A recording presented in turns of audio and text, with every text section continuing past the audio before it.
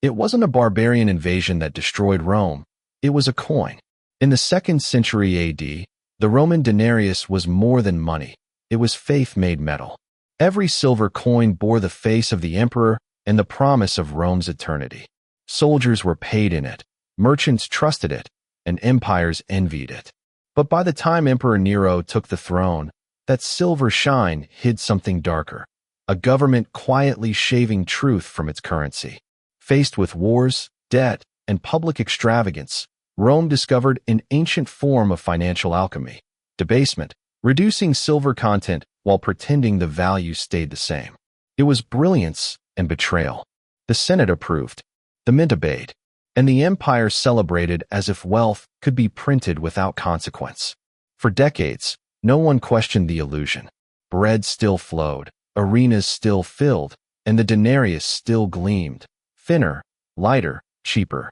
But beneath the empire's golden mask, trust, the foundation of all currency, had begun to rot. And when faith in money dies, no empire survives. The first signs of decay were invisible until they weren't.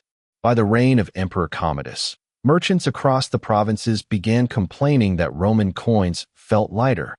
Some even bit into them and found more copper than silver.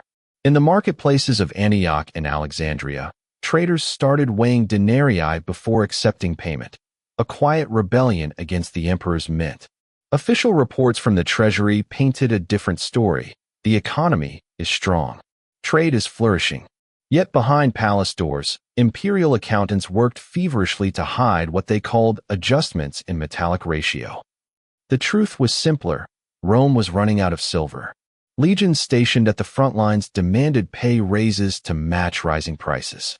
Senators enriched themselves by buying land with devalued coins, while ordinary citizens watched grain double in price. Still, the public believed the empire was too vast to fail. Rome had conquered the world. Surely it could conquer arithmetic. But every empire that prints illusion into its currency faces the same fate.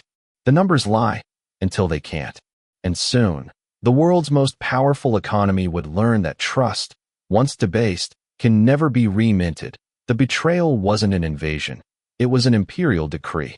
In 214 AD, under Emperor Caracalla, the Roman mint quietly announced a new issue of coinage, the Antoninianus, supposedly worth 2 denarii, but containing barely the silver of 1. The empire called it reform. In truth, it was the world's first inflationary illusion. Soon, whispers spread through the provinces. Soldiers were being paid in coins that merchants refused. Farmers demanded gold, not silver-plated promises. Even the temples began weighing their offerings, finding divine favor lighter than before. It was the treasury's open secret. The empire's wealth had been hollowed out to fund endless wars and imperial vanity. Historians would later find tablets recording the scam, official scribes noting that silver was reduced to sustain imperial confidence. Translation: the emperor was buying loyalty with counterfeit trust. The fallout was immediate. Prices soared. Trade froze. Riots erupted in the markets of Rome itself as citizens refused the emperor's money.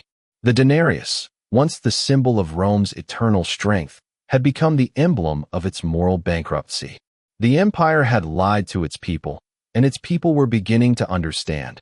Prompt 4. Turning point. The reckoning begins. Continue from part 3. Write part 4 of 7, 200 words. Show the shift from collapse to confrontation. The financial hero or investigator decides to fight back, gather proof, challenge corruption, or expose the masterminds. Reveal a pivotal realization that behind every financial empire lies human ego, betrayal, and greed. End with the first spark of a comeback or revenge. Gaius Petronius Valens knew he couldn't fight an empire with swords, only with proof.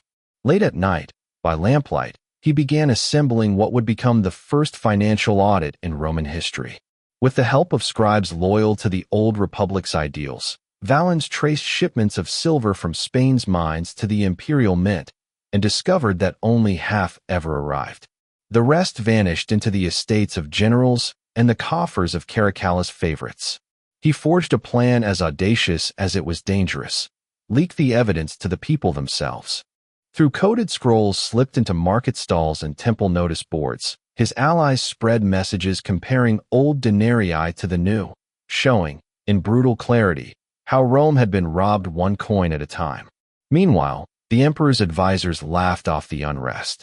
Let them count their coins, one sneered. They'll still pay their taxes. But whispers were growing louder. Soldiers grumbled about pay that bought less each month. Merchants hid their gold. And for the first time, citizens began to question whether Rome's wealth was real or just a beautifully forged illusion. Justice was coming.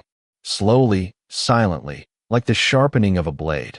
The reckoning began in the Forum of Rome, the heart of the empire's pride and its illusion. At dawn, Gaius Petronius Valens stood before the Senate, clutching a leather scroll heavy with evidence, ledgers, mint orders, and coin samples blackened by deceit. Senators jeered, accusing him of treason.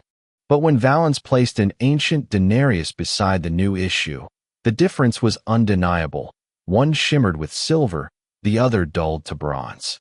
Here, he declared, is Rome's downfall, not by sword, but by scale. Word spread through the city like wildfire. Merchants weighed their coins, soldiers refused payment, and riots erupted in the marketplaces. The imperial mint was stormed by its own workers. Silver reserves vanished overnight as the public hoarded what remained of real value. The denarius, once a symbol of eternal Rome, was now a relic of its corruption. Caracalla's advisors were dragged before the Senate, forced to confess their manipulation of the coinage. The emperor himself fled north, hunted by the very legions he'd paid in lies. As molten silver spilled from the mint's furnaces into the Tiber, Rome watched the truth burn through its illusion. Justice, at last, had been struck, in metal, not mercy. Rome never recovered its faith in money. The empire limped onward, its silver drained, its markets fractured. Provinces that once sent tribute began minting their own coins. Trade collapsed, legions mutinied, and inflation devoured what remained of Rome's might. The denarius, once the world's most trusted currency, became a hollow token of arrogance. Gaius Petronius Valens vanished from the records, likely executed for his defiance. Yet his message survived, etched by scribes who whispered his words as prophecy. When the state forgets the weight of its coin, it forgets the worth of its soul. Centuries later, archaeologists would hold those debased coins in their hands, symbols of an empire that tried to mint eternity and bought decay instead. Rome had printed itself to death, one coin at a time. Because no matter the age, no matter the empire, you cannot counterfeit trust. Speech balloon, do you think greed always gets caught, or just learns to disguise itself better? Backhand index pointing down, tell us what you think in the comments. And subscribe for more forgotten financial betrayals that shaped our world. Scroll because history doesn't repeat, it rebalances.